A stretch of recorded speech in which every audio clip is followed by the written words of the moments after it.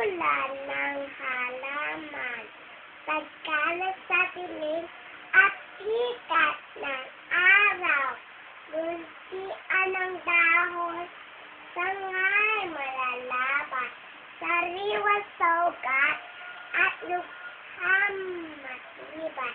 Kaya kung lumapit ang pamumulaklak, ay butik ay sanga pagkapagagaspat.